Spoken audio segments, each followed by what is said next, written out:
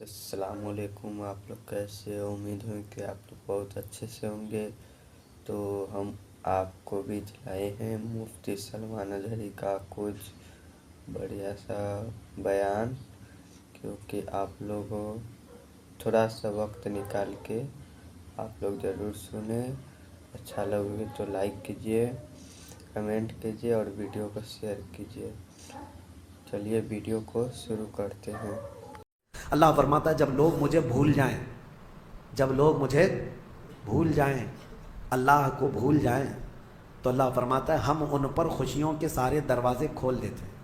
अल्लाह अकबर। जब बंदा अल्लाह को भूल जाए, इबादत से दूर भागने लगे, अल्लाह फरमाता है मैं उस पर खुशियों के सारे दरवाजे खोल देता हूँ। कि मेरे आका ने 3 साल तक पत्ते खाए मक्का में। मक्का वालों ने ऐसा बाइकाट करके रखा था, सलाम कलाम हर चीज़ बंद, तिजारत लेन देन सब बंद था हुजूर पाक पर। चमड़े पानी में उबाल करके खाए 3 साल तक। ये जुल्म किया। क्या वो सब इन्हें नहीं पता कि बिलाल हबशी को अंगारों में सुलाते थे, ये पैर में रस्सी बांध करके सड़कों पर खींचते थे। हज़रत खब्बाब बिन अल-अरत को खुबैब इब्न अदी को मुसला कर दिया था। होंठ काटे थे, नाक काटे थे, कान काटे थे, आंखों में गरम सलाइयाँ फेरी थी, नाखूनों को पकड़ से खींचा था। ये दहशतगर्दी नहीं है? और ऐसे हालात में जब रसूल पाक हिजरत करके मदीने चले गए तो ये जालिम वहाँ पर भी जाने लगे। कहाँ? मदीने को भी उजाड़ने के लिए। अब बताओ, अल्लाह का हुक्म नहीं आएगा कि ऐसे आतंकवादी जब भी मदीने में आए पकड़ो इनको? और क्या करना चाहिए? ये इंसाफ है या अदल का तकाजा है? आज भी मेरे मुल्क की अगर हिफाजत की बात पूछेगा मुझसे कोई, मैं यही कहूँगा कोई दुश्मन मुल्क का आतंकवादी और यहाँ मेरे मुल्क को नुकसान पहुँचाने के लिए आएगा, बग़ैर सोचे समझे हम ऑर्डर जारी करते हैं अगर हमारे पास पावर होगा। हाँ, और दूसरी बात, इस आयत को ये लोग लेकर के बहुत वावेला मचाते हैं, काफिरों को मारना है, काफिरों को मारना है, कुरान में लिखा है, कुरान में लिखा है। ये किसके लिए हुक्म है? हर मुसलमान के लिए नहीं है। जो साहब इख्तियार, जो पावर वाला है, जो सज़ा देने के इख्तियारात जिसको है, उसको हुक्म दिया गया। चोरी करने पर कुरान में हाथ काटने की भी सज़ा है, लेकिन ये नहीं है कि हमारे घर में चोर रात में पकड़ा गया और मैं चाकू लेके रात में काट डालूं। ये नहीं है। इस्लामी हुकूमत भी है तो चोर को पकड़ो और ले जाओ हाकिम के पास पेश करो, हाकिम फिर सज़ा देगा। ये नहीं कि हर घर वाले चाकू लेके बैठे रहे। तो इस्लाम में सज़ा देने के भी जो अहकाम हैं वो हुक्काम से रिलेटेड हैं। जो साहिब इख्तियार है वो सज़ा देंगे। तो बहरहाल आप इस बात को समझें। बहुत मर्तबा मैंने इसका क्लेरिफिकेशन दिया है कि कुरान में जो आयतें आई हैं वो कत्ल के लिए, उनका एक बैकग्राउंड है, उनका एक पस मंज़र है, वो एक ख़ास वक्त के लिए हुई थी। उस वक्त के क्या हालात थे ये सब पढ़ना चाहिए, फिर कुरान पर उंगली उठाओ। अल्लाह करीम हम सबको हक्कानियत पर कायम रखे और हक़ बोलने की तौफ़ीक़ अता फरमाए। मेरे अज़ीज़ों, जिहाद के सिलसिले में भी आयतें आई हैं, मैं खुल करके बताऊंगा। यकीनन जिहाद एक मुक़द्दस लफ्ज़ है। नबी पाक सल्लल्लाहु ताला अलैहि वसल्लम ने जितने जिहाद फरमाए उनमें अक्सर डिफेंस के लिए भी हुए हैं, डिफेंस के लिए हुए हैं। और कुछ लोग ये एतराज़ करते हैं कि उन्होंने ज़बरदस्ती जो कलमा नहीं पढ़ता था उसको जाके मारते थे। नहीं, नबी पाक सल्लल्लाहु ताला अलैहि वसल्लम ने ऐसा हुक्म नहीं फरमाया, और ना ही पूरी दुनिया के मुसलमानों को ये हुक्म दिया गया। आज मुझे आप ये बताएं, हिंदुस्तान में अभी ये कहते हैं अभी तुम्हारा पावर नहीं इसलिए मारते नहीं हो, और फिर जो पावर था 700 साल तक, तब क्या किया? क्या यहाँ के हर मंदिर को तोड़ दिया गया? क्या यहाँ के सारे हिंदुओं को ख़त्म किया गया? आज भी मेजॉरिटी हिंदुओं की है, हर ज़माने में रही है, उस ज़माने में भी थी। हाँ, कुछ मंदिर अगर टूटे हैं, कुछ मस्जिद भी टूटे हैं, लेकिन वो जंगों में आपसी मामलात में हो सकता है, वरना 1000 साल पुराने मंदिर भी आज हिंदुस्तान में मौजूद हैं। 1000 साल पुरानी जिनकी तारीख़ है वो आज भी मौजूद हैं। बंगाल की सरजमीन में, हमारे कर्नाटक में जाएं, 800 साल पुराने मंदिर मौजूद हैं। उन मंदिरों के साथ छेड़छाड़ नहीं किया गया था जब यहाँ पर इस्लामी हुकूमत थी। मेरे अजीज़ों, इस्लाम इस बात का हुक्म नहीं देता। सैयदना उमर फ़ारूक रज़ी अल्लाह ताला अन्हु जब बैतुल मुक़द्दस फ़तह हुआ तो ख़ुद चल कर के गए थे।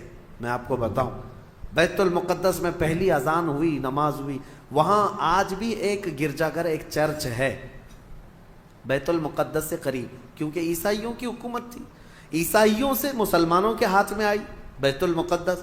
تو جب حضرت عمر گئے تو عیسائیوں نے ریکویسٹ یہ کیا، خلیفۃ الرسول اللہ امیر المومنین آئے ہیں، سب دیکھنے کے لیے آ گئے تھے حضرت عمر کو، نام تو سنا تھا۔ تو عیسائیوں کا جو بڑا پادری تھا وہ آ کر کے ریکویسٹ کرتا ہے کہ آپ آئے ہیں تو ہماری چرچ میں بھی وزٹ کریں، ہماری گرجا گھر، ہماری عبادت گاہ۔ حضرت عمر وہاں تک گئے امیر المومنین، تو عیسائیوں نے یہ کہا کہ آپ یہاں پر نماز پڑھ لیں۔ کون سی نماز؟ ان کی نہیں، مصطفیٰ کریم کی شریعت، ہماری نماز۔ حضرت عمر فاروق رضی اللہ تعالیٰ عنہ نے اندر نماز نہیں پڑھا، باہر نماز پڑھا۔ تو ان لوگوں کے دلوں میں ایک بات یہ آئی، کیا ہماری عبادت گاہ میں آپ کی عبادت نہیں ہوتی؟ سنو، حضرت عمر فاروق رضی اللہ تعالیٰ عنہ نے فرمایا، یہ میرے نبی کی خصوصیت ہے کہ اللہ نے پوری روئے زمین میرے نبی کے لیے سجدہ گاہ بنایا، جہاں پاک زمین ہو ہم سجدہ کریں گے۔ لیکن مسئلہ یہ ہے، دور اندیشی حکمت حضرت عمر کی یہ تھی، فرماتے ہیں اگر میں یہاں نماز پڑھ لوں تو آج کو تو چل جائے گا، بعد میں آنے والے لوگ اس کو میری عبادت گاہ اور میری سجدہ گاہ کے طور پر تمہاری گرجا گھر کو توڑ دیں گے، تمہاری چرچ کو ختم کر دیا جائے گا اور یہ محراب عمر بن جائے گا۔ اور یقیناً بنتا، جہاں حضرت عمر نماز پڑھے ہوں اس کو کیوں نہیں امت برکت کا سبب سمجھتی، محراب عمر بن جاتی۔ حضرت عمر کہتے ہیں کہ یہ تمہاری عبادت گاہ پھر باقی نہیں رہے گی۔ تو جن کے اندر اتنی وسعت ظرفی ہے، اتنا کشادہ دل ہے، ان کو آج کہا جاتا ہے کہ سب چیزیں توڑ دی گئیں، جو چیزیں ٹوٹی ہیں اس کی تاریخ لے کر کے آؤ، انشاءاللہ اس کے بعد ہم بات کریں گے۔ اسلام عدل و مساوات کے ساتھ، امن کے ساتھ پھیلا ہے۔ اللہ کریم ہم سب کو اسی دین پر زندہ رکھے اور اسی دین پر ہمارا خاتمہ بالخیر فرمائے۔ اور اس میں سورہ مائدہ اور سورہ انعام کی جو ہم نے آج تلاوت کی، ایک آیت میں پڑھتا ہوں 7ویں پارے کی، کیونکہ اس کا حق باقی رہ جائے۔ اللہ تبارک و تعالیٰ نے اس میں فرمایا فَلَمَّا نَسُوا مَا ذُكِّرُوا بِهِ فَتَحْنَا عَلَيْهِمْ أَبْوَابَ كُلِّ شَيْءٍ۔ یہ ہم سب کے لیے بہت درس والی آیت ہے۔ اللہ فرماتا ہے جب لوگ مجھے بھول جائیں، جب لوگ مجھے بھول جائیں، اللہ کو بھول جائیں، تو اللہ فرماتا ہے ہم ان پر خوشیوں کے سارے دروازے کھول دیتے ہیں۔ اللہ اکبر۔ جب بندہ اللہ کو بھول جائے، عبادت سے دور بھاگنے لگے، اللہ فرماتا ہے میں اس پر خوشیوں کے سارے دروازے کھول دیتا ہوں۔ حتیٰ اذا فرحوا بما اوتوا، یہاں تک کہ وہ خوب خوش ہو جائے جو کچھ بھی ہم نے دیا ہے۔ پھر اللہ فرماتا ہے فَأَخَذْنَاهُمْ بَغْتَةً، اچانک ایک دن ہم ان کی پکڑ کریں گے، اچانک ایک دن پکڑ کریں گے۔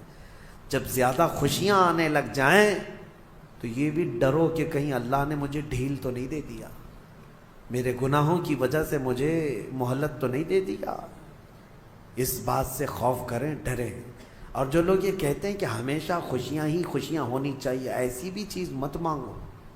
دنیا قید خانہ ہے، دنیا قید خانہ، حقیقی خوشیاں تو ہماری جنت میں رکھی ہیں۔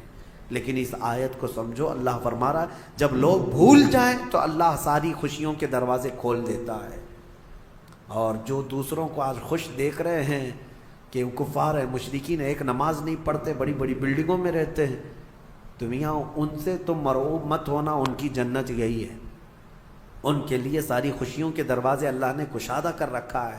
اگر تمہاری زندگی میں کوئی خوشی کم آتی ہے تو یہ سمجھ لو کہ اللہ نے ہمارا حصہ آخرت میں رکھا ہے۔ اللہ تبارک و تعالی ہم سب کو ان آیات بینات پہ عمل کی توفیق عطا فرمائے۔